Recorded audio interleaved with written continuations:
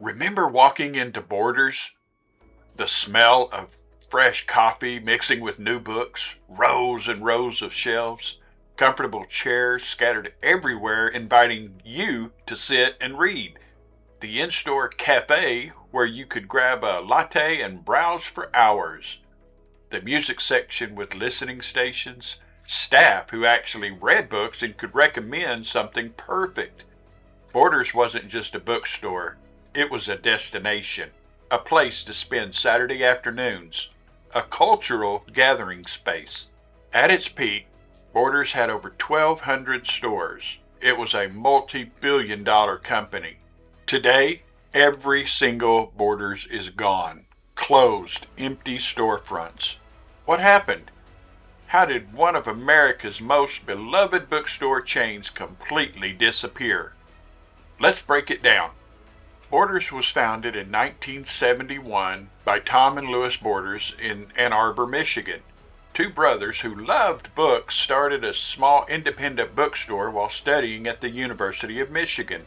But they had a vision bigger than most indie bookstores. They wanted massive selection combined with sophisticated inventory management. They built one of the first computerized book inventory systems. This allowed Borders to stock far more titles than competitors while actually knowing what sold and what didn't. Throughout the 1980s, Borders expanded. In 1985, they opened their second location in Beverly Hills, Michigan. They brought the superstore concept to bookselling. Massive stores, 30,000 plus titles, comfortable seating. The Borders experience was unique. You could spend 3 hours there and not feel rushed.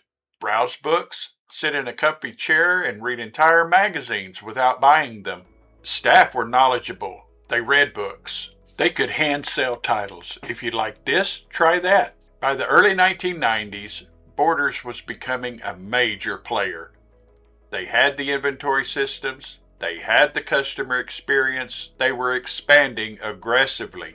Borders wasn't just selling books. They were selling an experience. A third place between home and work where you could relax, discover, and belong. Now here's where things get complicated. In 1992, Kmart purchased Borders.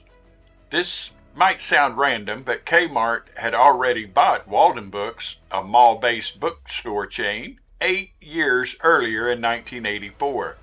Kmart had struggled with Walden Books. They tinkered with inventory, tried discounting. Nothing worked. Walden Books was floundering. So when Kmart bought Borders in 1992, they had a plan. Merged the two companies. Let the experienced Borders senior management fix Walden Books. The plan backfired. Instead of Borders management saving Walden Books, many of the Borders senior management team left the company. They didn't want to work for Kmart. They didn't want to fix someone else's mess. So now Kmart had an even larger book division with less expertise to run it. And this was happening while competitors Barnes & Noble and Crown Books were aggressively expanding. Kmart was facing its own financial problems. Stockholders were pushing for change. In 1995, Kmart spun off Borders, created a new independent company initially called Borders Walden Group, renamed Borders Group by year's end. But here's the problem. Borders entered independence weakened. Senior leadership had left. The company was merged with struggling Walden Books. 3 years under Kmart management had created problems. This matters because Borders faced the internet era already damaged by corporate mismanagement. Despite the Kmart complications, Borders rebuilt and by the late 90s was thriving. What made them different? The cafe culture. Borders pioneered the bookstore-cafe combination. You could grab coffee, settle into a chair, and read for hours. Nobody rushed you. The music and DVD section. Extensive music departments. Listening stations where you could sample albums before buying. Staff picks. Import CDs you couldn't find elsewhere. The seating. Chairs everywhere. Borders actively encouraged you to sit, read, and stay. Other retailers wanted you to buy and leave. Borders wanted you to experience the store. The knowledgeable staff. Borders employees were readers, music lovers. They could recommend books, authors, albums. Hand selling was an art there. The browsing experience. No pressure to buy. You could read magazines, flip through books, discover authors by wandering. It was exploration. By 2003, Borders had 1,249 stores using the Borders and Walden Books names. Peak success. For a generation, Borders was a Saturday afternoon ritual. Meet friends at Borders. Browse for an hour. Grab coffee. Buy a book or three. It was more than retail. It was community. Now here's where Borders made their fatal mistake. In the late 90s, the internet was emerging as a retail platform. A small online bookseller called Amazon launched in 1995. Barnes & Noble saw the threat immediately. They launched BN.com in 1997, their own e-commerce site to compete with Amazon directly. Borders? They made a catastrophically different decision.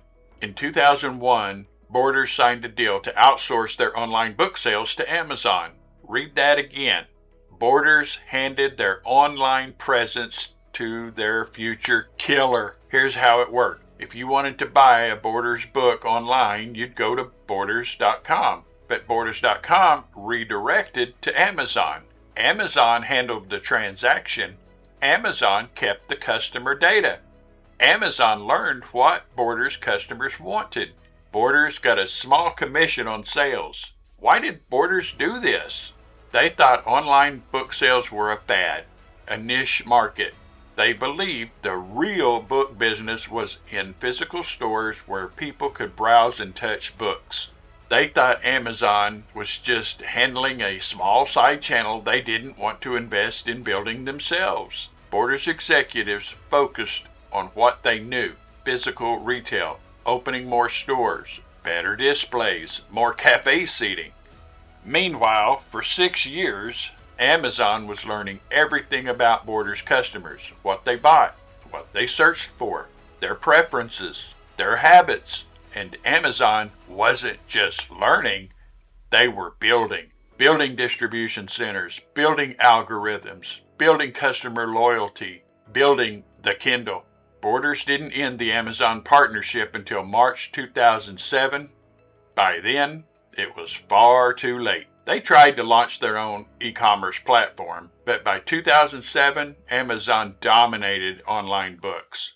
Customers were loyal to Amazon. Amazon had a 6-year head start building infrastructure and customer relationships, using Borders' own customer data. Borders tried to compete with a company they'd fed for 6 years. This was Borders' version of Blockbuster's $50 million mistake, a strategic decision that handed their future to their killer. After ending the Amazon partnership in 2007, Borders scrambled to catch up, but problems were piling up fast. Borders' last annual profit was in 2006. After that, yearly income dropped by $1 billion over the next 4 years. They tried to compete online, but Amazon was too far ahead. They tried to compete with e-readers. In 2007, Amazon launched the Kindle. Borders didn't partner with Kobo for an online reader until 2010, 3 years late. Meanwhile, the physical bookstore business was crumbling. Big box retailers like Walmart and Target started selling bestsellers at deep discounts. Loss leaders to drive traffic. Borders couldn't compete on price. Ebooks were eating into physical book sales. People who bought Kindles stopped visiting bookstores. And Borders had expanded too aggressively during the good years. Huge stores with high rents and expensive locations. The overhead was crushing. In January 2009, Ron Marshall took over as CEO during a crisis. Holiday sales had fallen 11.7%. Borders was carrying massive debt. Like Blockbuster, they were financially fragile. Store closures began. First Walden Books locations, then Borders superstores, dozens, then hundreds. The 2008 financial crisis made everything worse. Consumer spending dropped, Book sales declined. CEO Ron Marshall resigned in January 2010. Mike Edwards became interim CEO. In May 2010, Bennett LeBeau made a large investment and became chairman, then CEO in June 2010. But it was too late. The losses were too severe, the debt was too heavy, Amazon and ebooks had fundamentally changed the business. On February 16, 2011, Borders filed for Chapter 11 bankruptcy. They immediately announced the liquidation and closing of 226 stores. Private equity firms expressed interest in buying parts of the company, but no deal materialized. Borders couldn't find a buyer acceptable to its creditors. In July 2011, a bankruptcy judge approved liquidation. Borders began closing all remaining 399 stores. The going out of business sales were sad. Book lovers walked through their local Borders one last time, grabbed discounted books, said goodbye to staff who'd recommended books for years. The shelves emptied, the cafes closed, the chairs were removed. By September 2011, every Borders in America was gone. Here's the interesting question. Barnes & Noble faced the same exact threats. Amazon, ebooks, changing consumer habits. But Barnes & Noble survived. Why? They invested in e-commerce early. BN.com launched in 1997, 4 years before Borders partnered with Amazon. They built their own platform. They kept customer data. They launched the Nook e-reader in 2009, late, but still a year before Borders' Kobo partnership. They adapted faster. They experimented with store formats. They added toys and gifts to supplement books. They carried less debt, financial flexibility to weather the storm. Barnes & Noble today is still struggling. They've closed many stores and changed ownership, but they're alive, still operating. Borders made worse decisions at every turn. Kmart ownership weakened them. Amazon partnership for 6 years. Late e-reader response. Massive debt. Too slow to adapt. The difference between survival and death was how fast you adapted to disruption. So what killed Borders? Amazon? Yes, partially. Ebooks and online retail were always going to disrupt traditional bookstores. But Borders didn't have to die. They had the brand. They had loyal customers. They had 1,200 plus physical locations Amazon lacked. Here's what actually killed them. Corporate mismanagement from the start. The 1992 Kmart acquisition, senior Borders management left. The company was weakened before facing Amazon. Financial problems carried into independence. Outsourcing their future. The 2001 Amazon partnership was catastrophic. 6 years of handing customer data and online sales to their biggest threat. By the time they tried to compete, Amazon owned the space. Denial about technology. Borders executives believed physical retail was permanent. They thought online and ebooks were fads. They were wrong. Technology denial kills companies. Too slow to adapt. Barnes & Noble launched online in 1997. Borders partnered with Amazon in 2001. 4 years later, Kindle launched 2007.